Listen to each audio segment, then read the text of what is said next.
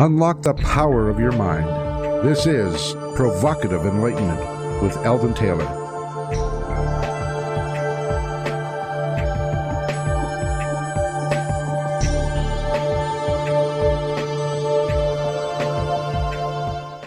Welcome and thank you for joining us today. The next hour is devoted to learning something more, not just about the world of shoes and ships and sealing wax, but about how, what, and why we believe as we do. A time for the open-minded, willing to challenge some of those old ideas behind what we think we know, who we are, and who we might just become. We are all about provocative inquiry. I'm Eldon Taylor, and this is Provocative Enlightenment. Our chat room is open, and my partner Ravinder awaits you there now. You can log on by going to provocativeenlightenment.com/chat. Ravinder, tell us all about your chat room. We have a wonderful chat room, a great group of people, and I would love to see you there too. That is, of course, if you are somewhere where it is safe to do and your boss won't be angry with you. Come join in the conversation. We all learn a lot. Have lots of fun, and it certainly adds a whole new dimension to the interview that's being played on the air. So come join us. That's provocativeenlightenment.com/chat. All right, in today's spotlight, I wish to discuss self-esteem. By way of definition or reference, at least with respect to today's comments, self-esteem describes a person's overall sense of self-worth or personal value. It's the feeling of self-appreciation and is an indispensable emotion for people to adapt to society and live their lives. I read a study just yesterday that pointed out the importance of cultivating a strong sense of self-esteem in our youth, in teaching them how to earn self-esteem. I posted the study on my Facebook page and was surprised by comments that discounted the benefit of self-esteem. However, there has recently been no shortage of books and articles that have attacked the idea as a tool used to create narcissists, egoists, and otherwise vain, prideful jerks. One of the comments on my Facebook page drew attention to a new book titled Rethinking Narcissism. The underlying theory in this book suggests that one can be too low on the narcissism continuum, and this thereby contributes to reduced assertiveness. Now, just as a reminder, a narcissistic person is someone who thinks he or she is more important than and superior to other people.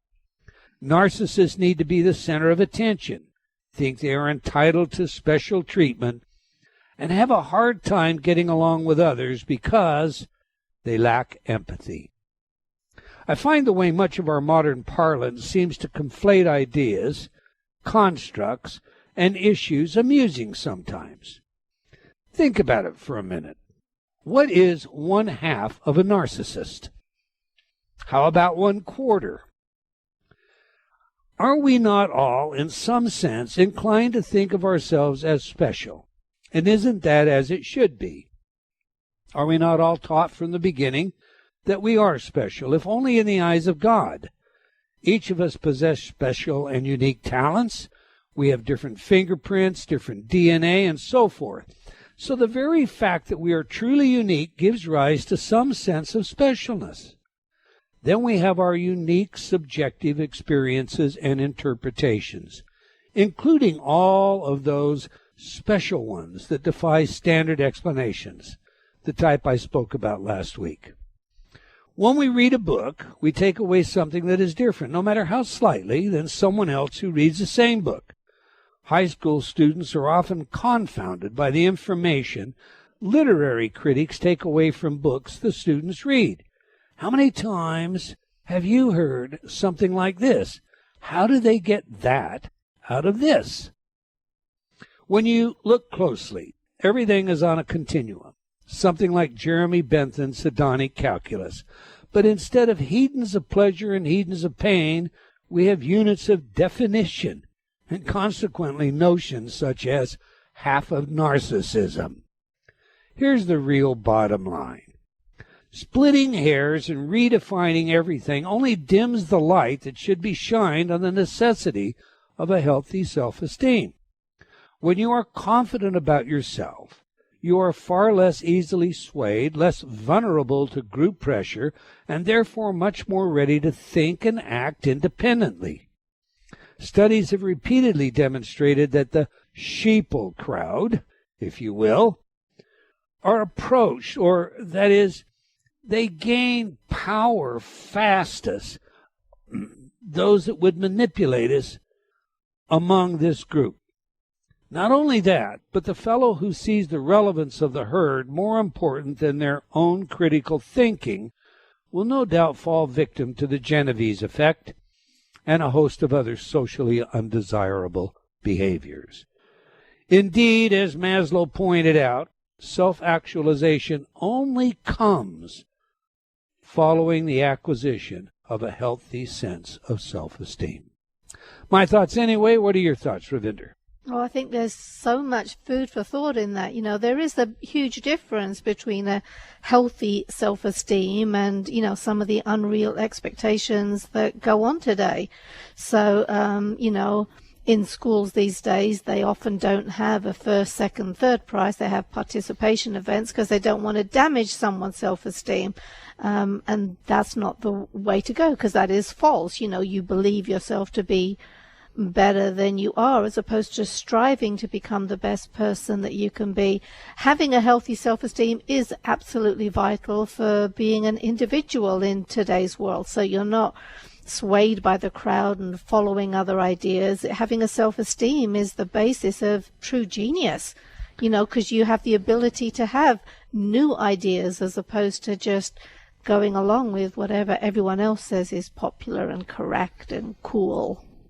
Just as we see ego misused over and over today, at least according to its original definition, that's what we see when you describe self-esteem as being built by, let's give everybody the same prize. That doesn't build self-esteem. That is not what self-esteem is. Self-esteem is something you earn. It is something that you learn through your own diligence to begin to appreciate yourself over. It's not something someone gives you.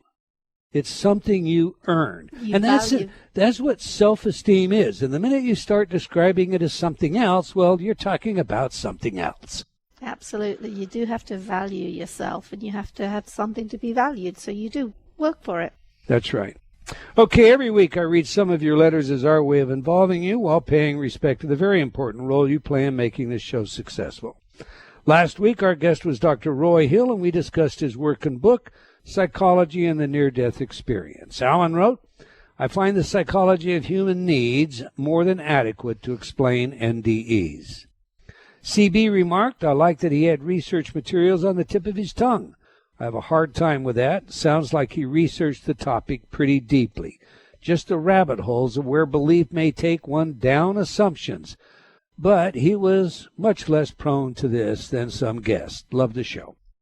RK commented, I like Elizabeth Kubler-Ross, but that was a very convenient answer. If evil exists, then it does not follow gentlemanly rules. But that is an interesting idea, that it is bad people who have negative NDEs. James commented, maybe the reason there are not more people telling about bad NDEs is they are afraid of being called bad people. James, I think you're right. If you want to suppress experiences that are the opposite of whatever you're trying to sell, just label them bad. They're really good at doing that in politics nowadays. All right, moving on. Bill wrote, I've read 2 of your books and found them interesting, informative, and thought-provoking. I have an interesting experience I'd like to share with you. I have no rational explanation. It happened in my car many years ago. I was driving home from a Mets baseball game. I was on the Whitestone Bridge in bumper-to-bumper traffic. Suddenly, my engine started overheating. Steam was escaping from the engine. The temperature gauge showed significant overheating. I pulled over. I was stranded in monumental traffic. A car pulled in behind me. A man got out and asked what was the problem. He looked under the hood and saw a radiator hose burst, and I lost my radiator coolant. He went back to his car, got out some tools, cut, clamped, and reattached the hose. He then got from the trunk of his car a gallon of radiator coolant and poured the contents into my radiator. I was saved. I offered to pay him. He refused. He made just one request. If you see someone who needs help, help if you can. I asked him his name. He just replied, Esposito. What are the chances that this was some kind of coincidental happening? I thought not. I believe he was a guardian angel in physical form. You know, last week's Spotlight was all about this sort of subjective experience, Bill, and it's important that we share this kind of information, so thank you for sharing. Thoughts on that one, Ravinder? You know, I just have to agree. There are some amazing things that go on, and when you think of them as your guardian angel, it just adds a special reverence to them. So, yeah, whichever way it is, it's special, it's magical, and you need to acknowledge them. You know, one of the things that we sometimes forget about each other is that every one of us are special. Absolutely. Okay. You're my guardian angel. You know that very often, okay? You're my side. But you're not over there with angel wings. Oh, goodness, do you not have angel wings? No, they're a bit dirty, aren't they? And Kelly wrote, Dr. Eldon Taylor, you have no idea how much it means to me to be able to make contact with you. You are my favorite author and my biggest inspiration. I love every one of your books. I just finished Mind Programming, and you have challenged my beliefs and values to the very core. And by doing this, you have opened my mind to such an extent, I feel like I can see what is being projected, what I believe, and somewhere in the middle lies the answer. Thank you so much. Well, thank you, Kelly. I am honored by your words. Life is indeed our personal inquiry, and in order to be true to our journey, we must be willing to ask the tough questions. Question everything. All right, that's all the time we're going to take for letters today, but I do invite you to opine by sending your comments to Eldon, that's ELDON, at eldontaylor.com, or by joining me on Facebook, and I want to thank all of you for your letters and comments. My tag on Facebook, by the way, I've been asked this, I should make it clear, is Dr. Eldon Taylor. We truly do appreciate your feedback and support. Okay, that's enough, huh?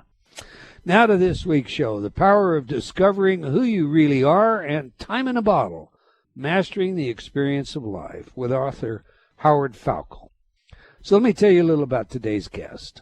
Howard Falco is a peak performance or mindfulness coach to college and professional athletes, CEOs and corporate executives, and individuals looking for a new way of overcoming life's challenges and achieving exceptional results. He has authored 2 books about self-awareness, and the power of personal creation.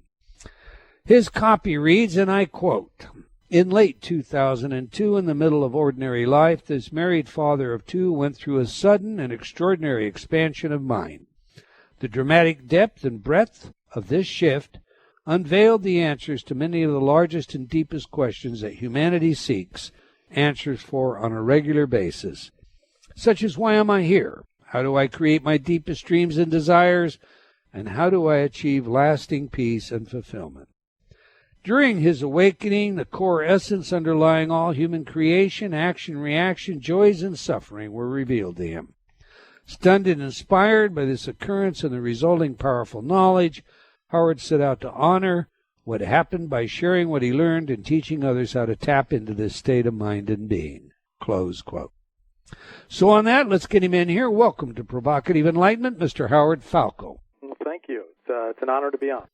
Well, good. I'm glad that you're here, sir. I've been looking forward to this interview. I enjoyed your books. Let's begin by having you share your own spiritual awakening. Please tell us about the experience and contrast who you are now with who you were before the experience. Boy, that's like talking about 2 different lifetimes.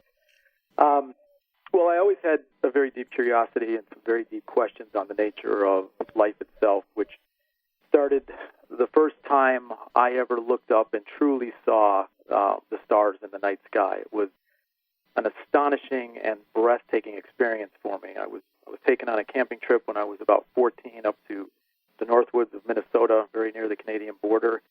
And we got there when it was dark. I was excited to explore the surroundings. I went right to the end of a dock where our cabin sat on this beautiful lake, and I just stared into the darkness.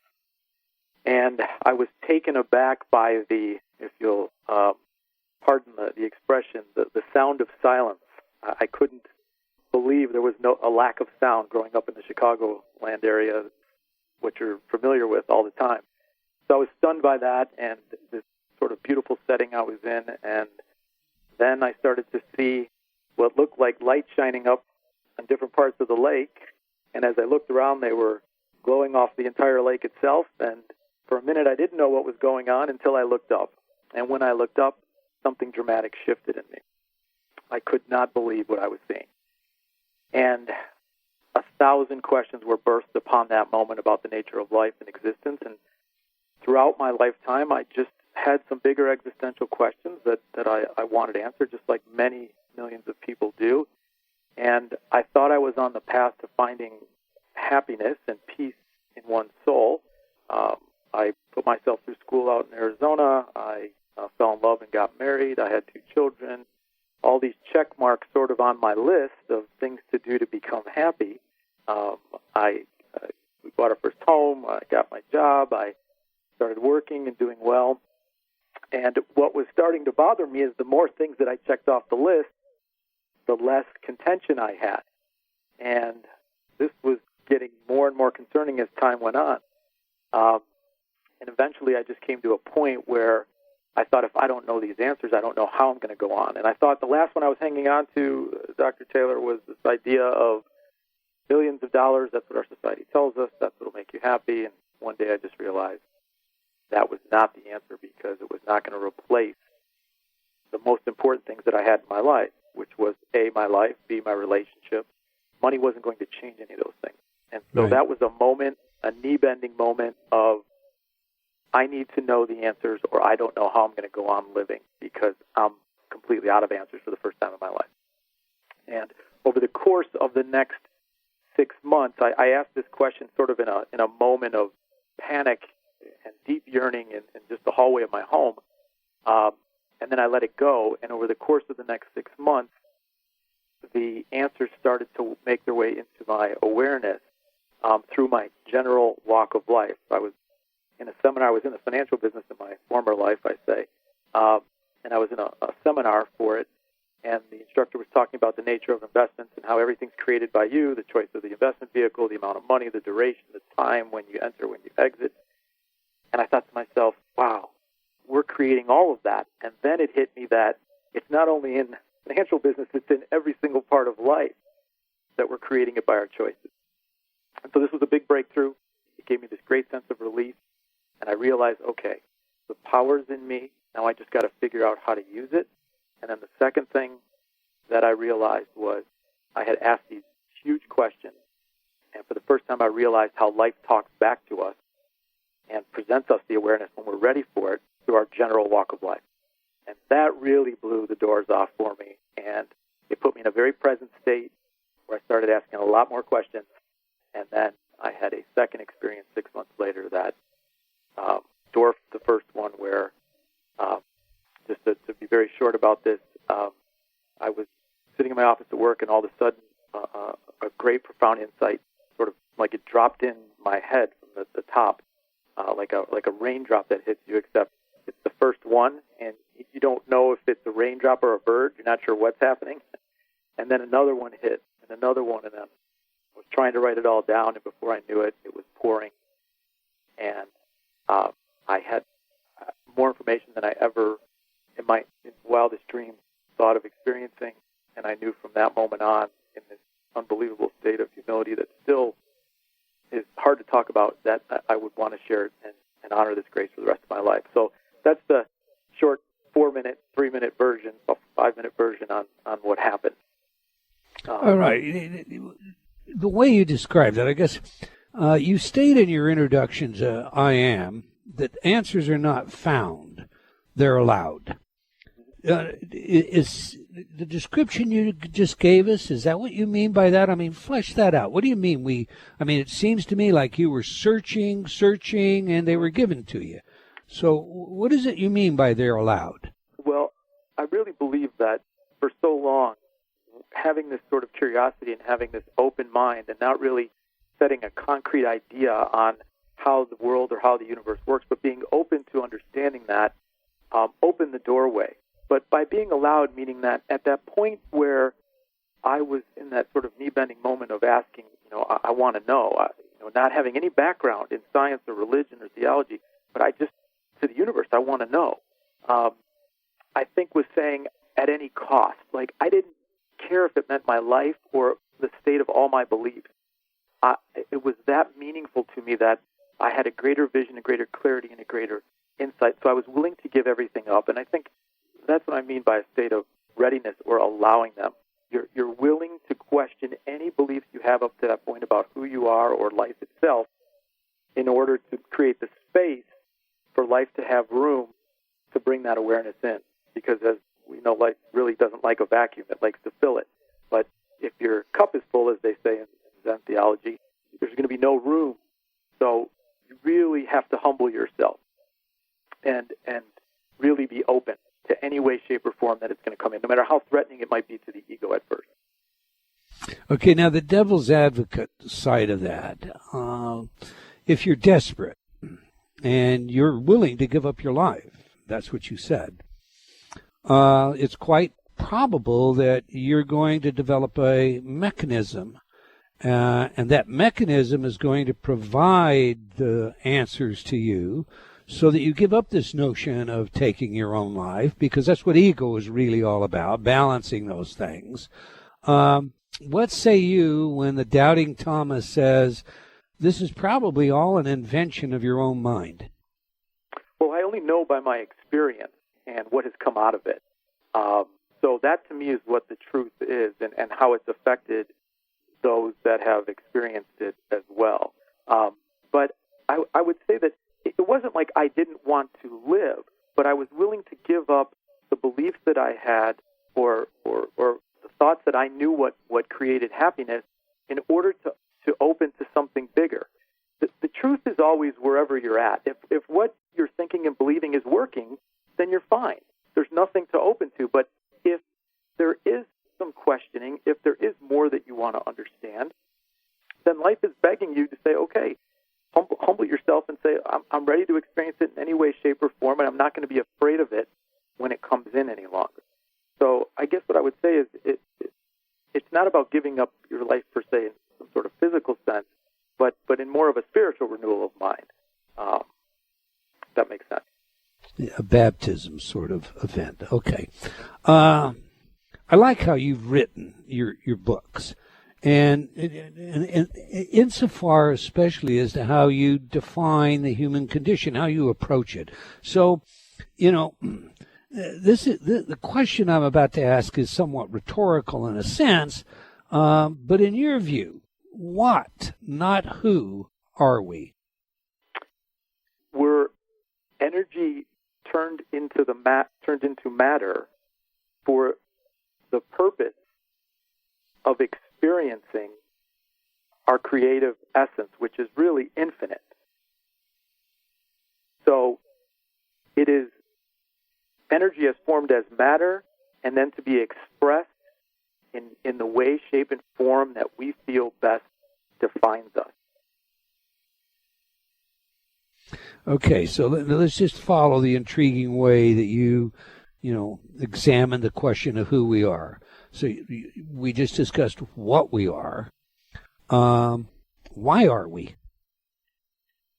Well, why we are is because, well, this is going to get a little bit deep and seem a little bit more esoteric, but we are validating infinity individually and collectively. And so we're the constant expression of that in an infinite number of ways. And we've seen it from the inactive as the rock to the more complicated as the plant to the more complicated as the animal, and now as the human being that is continuing to evolve. But we're seeing that infinite nature of the expression of life continue to unfold. So we're a part in that overall process of, again, if we're jumping right to the heart of this, but what I believe is the ultimate truth, which is infinity. But that's a bigger concept for the mind, and something we might want to build some steps in first to follow that one. We've got a break coming up. When we come back, we'll do just that. We'll put some steps in it. We'll begin with this idea of what's infinity? Are we talking about ourselves as infinity? Are we talking about a whole as infinity? Are we talking about infinity as a matter of mathematical construct? We're speaking with Howard Falco about his work and books, I Am and Time in a Bottle.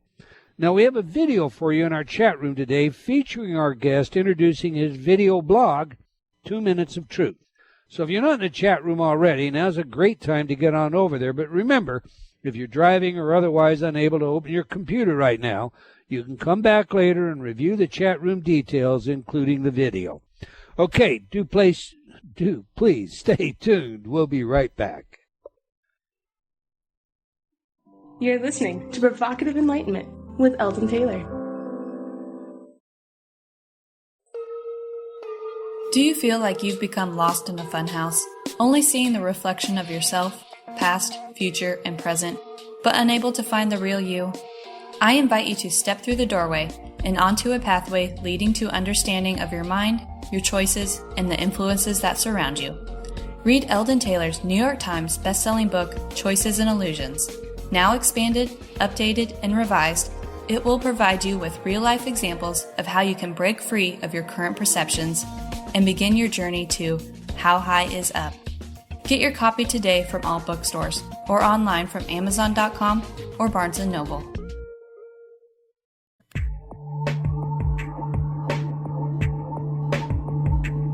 Unlock the power of your mind. This is Provocative Enlightenment with Eldon Taylor.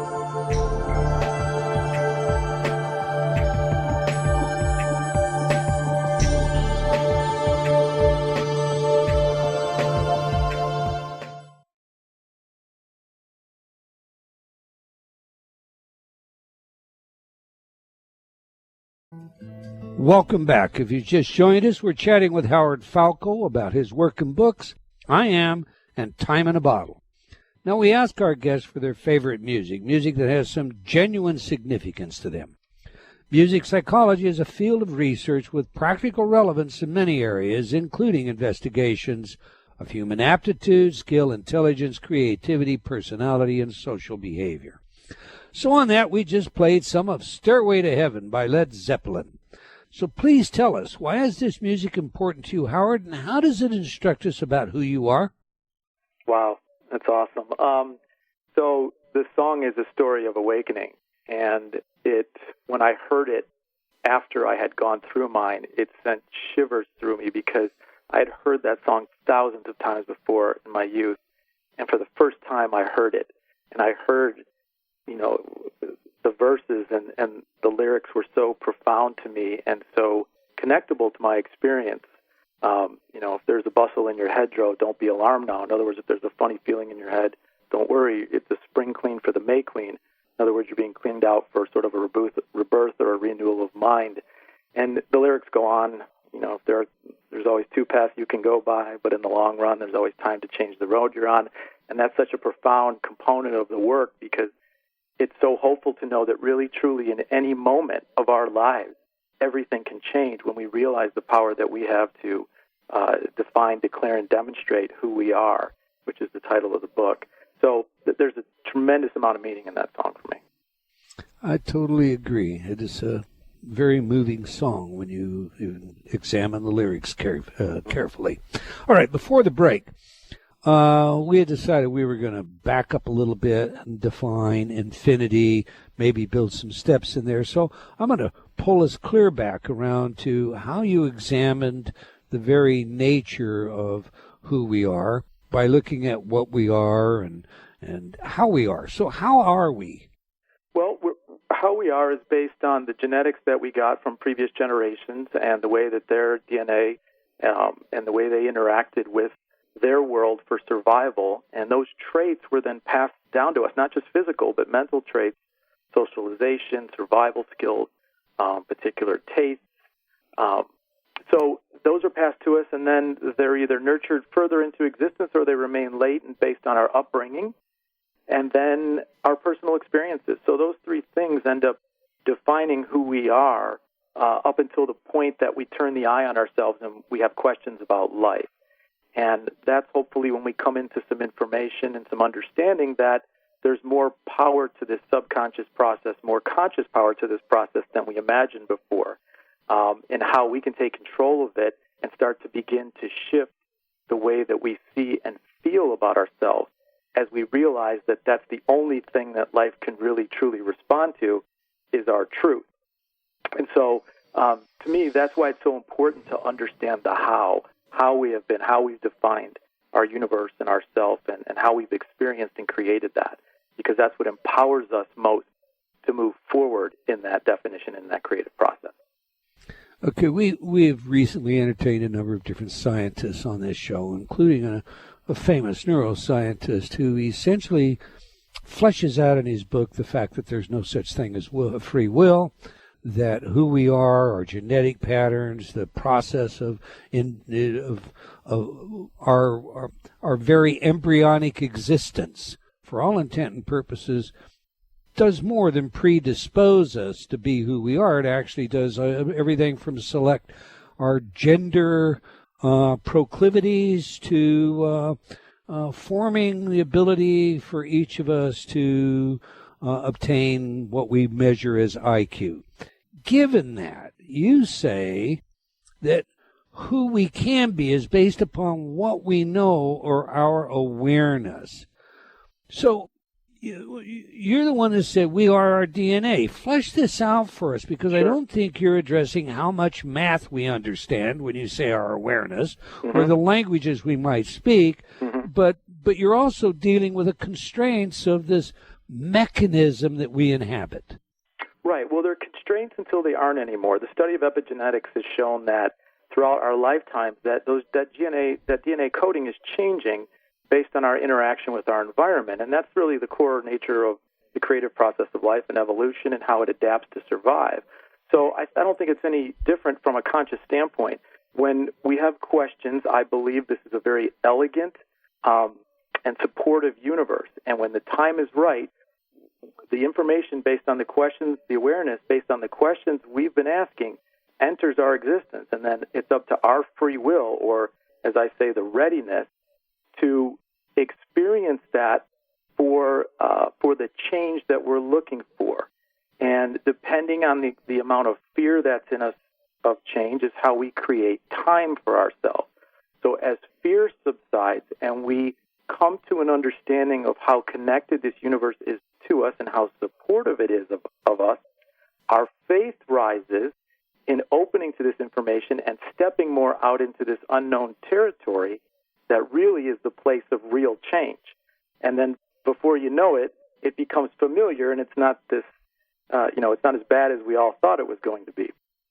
So that to me is the process. I believe at any moment anything is possible, and that open mind to that is what helps nurture and create that.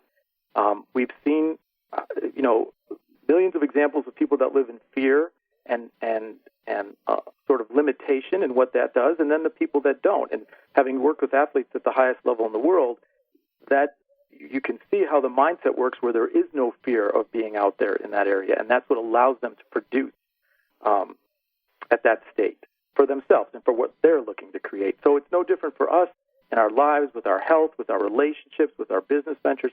Whatever it is that we're looking to do, it's the same process. Okay. fMRI studies show us that before you make a conscious decision, 6 seconds before you know what the decision is, on average, an MRI technician knows what you'll decide. It's been decided in your unconscious. And then your conscious mind makes up a story about why you decided what you decided.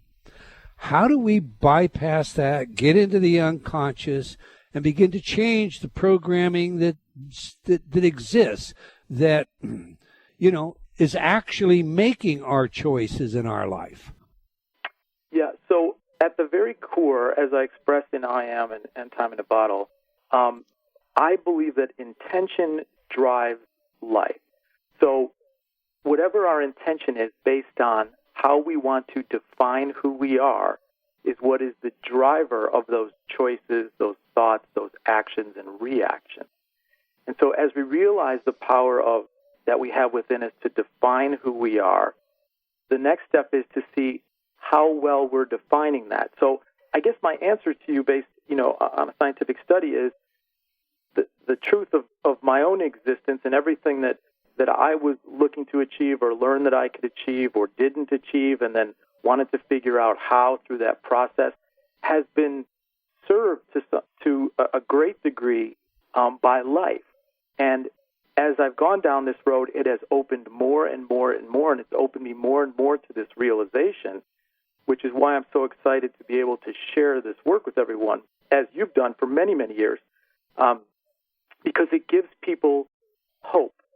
It gives them hope that the thoughts and the way that they have defined themselves and what that's produced can be changed at any moment, that they begin to believe in and see another possible version of themselves, because we will only create what we feel is the maximum of our worthiness or who we believe that we are.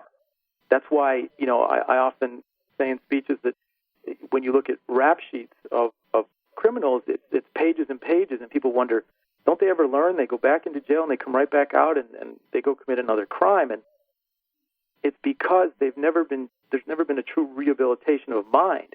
They come out as an ex-con, they're labeled an ex-con, they don't feel worthy of themselves. They have no choice. They have to feel their existence, and the only way they know their existence is through their self-definition. And if it remains as a criminal, they're going to find the people, places, and events that match with them to validate that existence for them. So as you get back to your question about choices, I believe they're driven from that truth, those I am statements that we hold in the deepest part of us. That is why self-awareness is so critical to transformation, because you can finally see how you've been doing it, why you've been doing it, so that you can begin to become more conscious of it in your choices going forward. And my experience has been that is what has happened over and over and over again with many, many, many people that I've visited with and seen. Okay, Howard, you talk about the light providing these answers, these solutions, this insight. And in your book, you say that you had a very special experience, and that everybody can have that kind of an experience, and yet yours was unique. So what do you mean by that? I meant in the history of or people that have had these experiences, they've been on a spiritual path for a long time, or it's been a near-death experience like you talked at the beginning of the show that does this shift. And I think what's somewhat unique about it is that there was no background, no study, no near-death experience, just a deep, deep desire for answers to questions and an openness of mind. And I think that's important because it opens up a huge audience of people who thought, well, I didn't have a near-death experience, or I didn't go visit an ashram and sit for 6 months with somebody there, or I haven't been to a school of theology. It opens up that these answers are available for everyone at any moment that they are truly ready for it. And life is always putting the conditions together to help you along this path. I mean, this moment, for anybody hearing this, is no different. It's just a matter of its impact and how great or small it ends up being. But and this is what you and I both dedicated our lives to, so to play that role. So it's very exciting, I think, to know that there isn't anybody who isn't worthy. It's not about a matter of worthiness. You are worthy upon the fact that you're birthed into this universe is the self-expression of your worth. But it's about realizing that more. And then with that realization comes all the beauty that goes with that. All right. In your book, Time in a Bottle, you ask an important question. One especially important for, people who are interested in co-creating their own reality. And the question that you ask is, why does it take so long? What's your answer, Howard? And the simplest answer is resistance. I think, like, for example, in relationships, if we were resisting some truth about ourselves or the other person, it can create time and ultimately what we want to experience. Same thing with athletes. If they're resisting some part of their mechanics that aren't right or some part of their mind that isn't right, it's going to create time. So I think the more open we are, not to looking at ourselves in any sort of imperfect way, but just that we're all doing the best we can to learn at every step of life, it makes us more open to the process, and our mind becomes more open to those answers, so it helps collapse time as it relates to putting the conditions together for what we want and getting that information for what we need in order to put together the conditions to give birth to whatever it is, whatever experience that we're looking to achieve in the world. So, okay, now go ahead. I don't want to cut you off. That's fine. Okay. We both worked with elite athletes, and I have never known an elite athlete that was a atheist.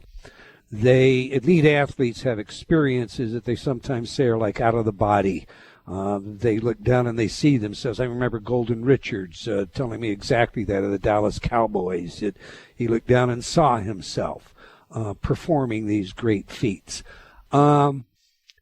You indicated that earlier in our conversation that you were just an ordinary human being, and you hadn't had one of these experiences like these elite athletes might have, or like the ashram or so forth. But we earlier, before the break, had talked about infinities, and I'm going to bring us back to infinity, and I'm going to talk very specifically about you. Do you think that, well, first of all, do you believe in reincarnation? And if you do you think that you came in to this life with a special recognition or need for a path that gave rise to your growth, and that's why you had this event?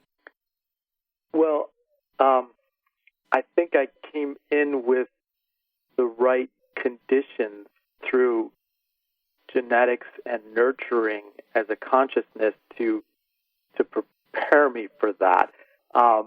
So I guess it's self-evident by what's happened. The answer is yes. On the reincarnation question, I don't believe, like Einstein said, that matter is created or destroyed. It just shifts form, and I believe that form is constantly expanding. The awareness on the nature of who we are is constantly expanding. And I believe as we look back at animals and plants and inorganic material, we're seeing that expression continue to move out into more and more and more and more, and we are the edge in that. So I guess that means reincarnation, but I don't believe that energy is created or destroyed. It just continues to transform. Okay, so your personal consciousness, let's take right. that. Your personal consciousness will survive and continue, and whether you call yourself Howard or Amos as academic, it will be a continuation of who you are and what you've learned in this lifetime. Did I get that right? Yeah, that's very good. I think that is my feeling. But it's interesting. So many people that the greatest fear in life is death, and I asked them, I sort of comment, isn't that ironic? The only truth that you've ever known is life. Why would you ever believe that there's anything else but that? That's the only thing you've ever known to be true. And so that was the big one for me as it relates to seeing that consciousness continues. It goes on infinitum. And what it does for this moment is it takes all the pressure off of time running out, which allows you to be more present, allows you to be more giving, allows you to be more of a we-based mentality than an I-based mentality, where you feel like, from an I-based mentality, you feel like resources are limited, time is limited. But one of the biggest messages in Time in a Bottle, or the underlying subtext, is that it's just the opposite. Time is infinite. And so therefore it allows you to be in this moment, creating infinitely and expressively to the maximum that you can love yourself and see that potential in yourself. I love the notion the only truth we have ever known is life. So we can forget about death and taxes, right? Listen, now we're right back. We're right back to where we were when we said, okay, let's hold this and back up. Why are we? We are to be and express in the biggest vision that we hold for ourselves, and beyond that journey and the ebbs and flows of that process. And the infinity of it all? Infinity. Pardon me? And the infinity of it all? Flesh that out for us. We are both infinite in our own nature and possibility, and collectively validating that beautiful, infinite expression of all in the universe. We've never found an end in the universe. There's no wall out there that we've bumped into. So it shows us that, to me, that life itself is infinite. All right. For years, I've insisted that two of what I call the four corners to a better life are gratitude and forgiveness. You find these two critically important as well. Why? Well, from a self standpoint, because we can only give as much gratitude to others and forgiveness to others as we'll give to ourselves. So it always starts from within so that we can hold it for the rest of the world as well. But it's important because if we think that we were imperfect in any moment, we're really, truly living a lie, and that lie creates limitation, because if we don't forgive ourselves, we're going to limit ourselves in some way, shape, or form by that guilt, by that shame, and by that regret, which are the three poisons of mind. But when we forgive ourselves and see that we've truly been doing the best we can for that particular moment, and really in every single moment, it liberates us. It doesn't take away the responsibility for the act and what we need to learn from it. And it doesn't take away the karma of how the world's going to treat us back for that act, or what the political system or the legal system or the relationship system is going to do with us for that.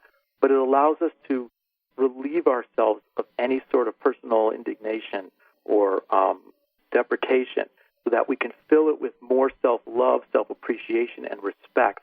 And when we hold that in ourselves, we tend to demonstrate that more in our thoughts and our actions and choices.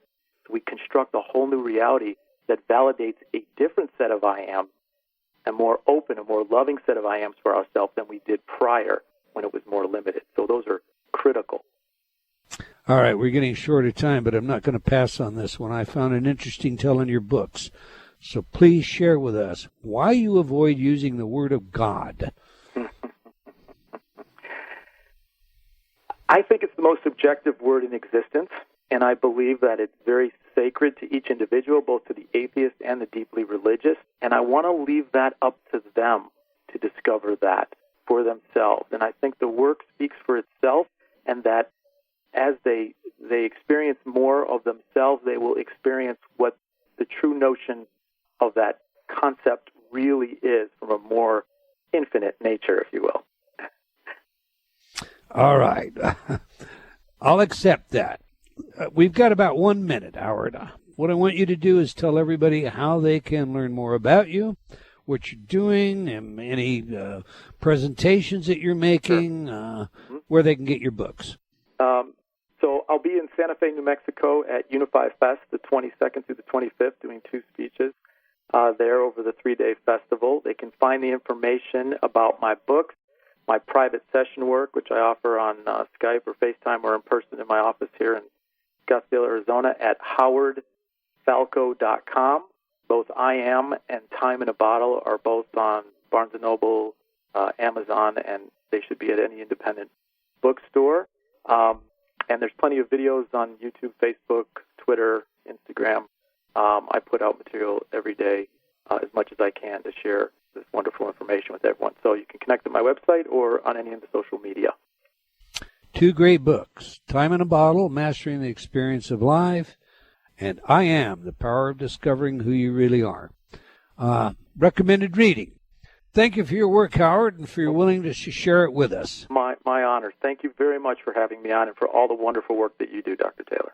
Well, thank you.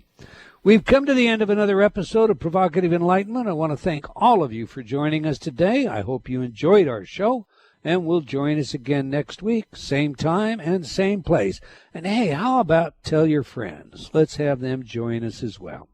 Okay, until next time, wherever you are in the world, remember, always remember, believing in yourself always matters.